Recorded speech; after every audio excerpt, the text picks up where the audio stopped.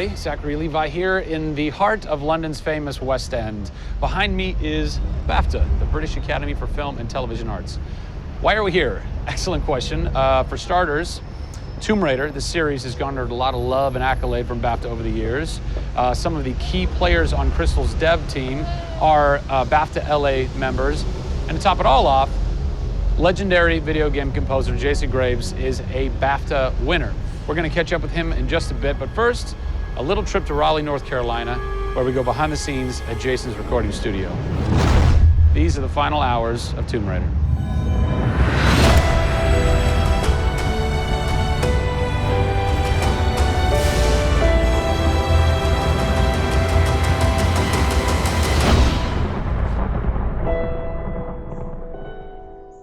First thing we did was the theme.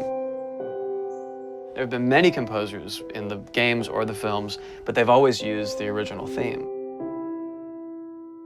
They said, we want to start with a clean slate, new theme. I did it on piano, very simple. I was really scared just to send it because I'm like, I don't know, I think this really works, I think I like it. We ended up taking that exact theme. The first demo I sent was on the first trailer. That exact same arrangement.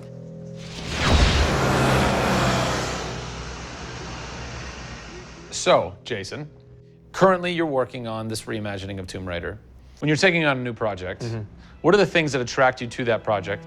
The heritage of a particular game, I think obviously. And don't even get me started on Tomb Raider. I literally almost drove off the road. I was on the phone with the audio director. Like, oh, stoplight! And I had to pull over a little bit to not hit the car behind me. What I loved about Tomb Raider, what really drew me to the project was they had no pre-existing conditions. Because they wanted to get out of what it used to be. They wanted something new, they wanted something fresh. Jason's done hundreds of games at this point.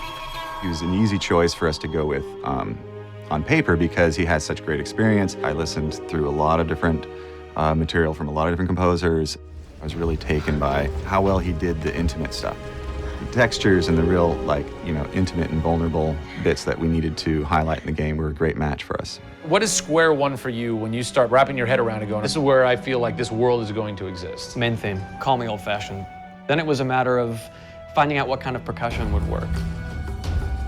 And always going back to the melody and the theme, because that's kind of the heart of the game. The most signature thing that we need to get right is Lara's theme. One of our big goals was that it can be used in any emotional context.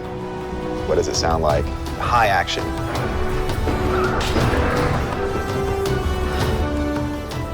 What does it sound like when she's in pain? For music, the gameplay and the concept art, especially with the scavengers and kind of the shanty town, corrugated metal, how everything's kind of this amalgam of different stuff that they found on the island. Like, that's what I want the music to sound like. The bad guys are playing the music now. Alex said something like, it'd be really cool to have something, chains on a metal board or like you're banging a metal fence. 2 weeks later, Jason calls me up and he's like, so, this guy who's like the sculptor who lives right around the corner from me, I was talking to him about the idea of creating an instrument. And I'm like, that sounds completely insane. We have to do that. Tackling the score to one of the most iconic franchises in the world brought a unique challenge. How best to capture the emotional timbre of the characters and island in music? People, I give you the instrument.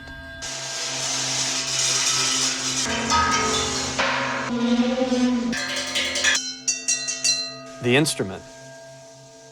I was going to let Matt determine the aesthetics.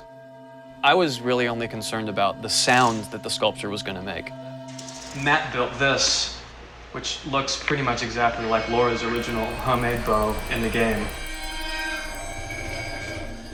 There's different timbres based on different materials. Metal, glass.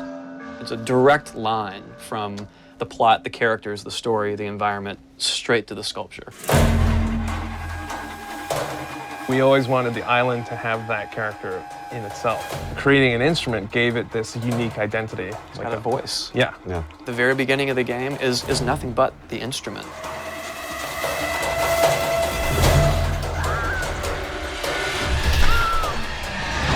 Who do you look at in video games or in film that you go, what they've done has shaped who I am and what I do for a living?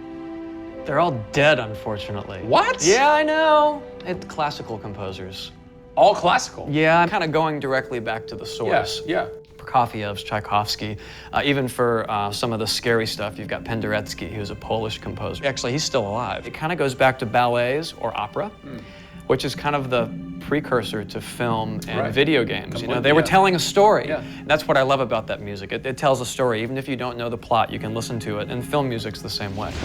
It's tough with games to do things that are subtle. You want to make Lara relatable, make her realistic. Another one. She went down over there. Tell her story from the beginning and show how she became the superhero she becomes.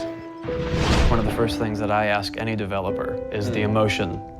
Because to me, that's the biggest thing that music can do in a tenth of a second. The music just, it nails the emotion. Wow, that was amazing, huh? I personally don't think I've ever sounded so good in an interview before. Although Jason, Jack, and Alex are audio savants, so that would make perfect sense. I cannot wait to jump into this game, not just for the amazing action, but the emotion and mood and tone that they're going to set with their incredible skill. Tune in next time for a special secret announcement that is going to change the way you play Tomb Raider forever. See you soon.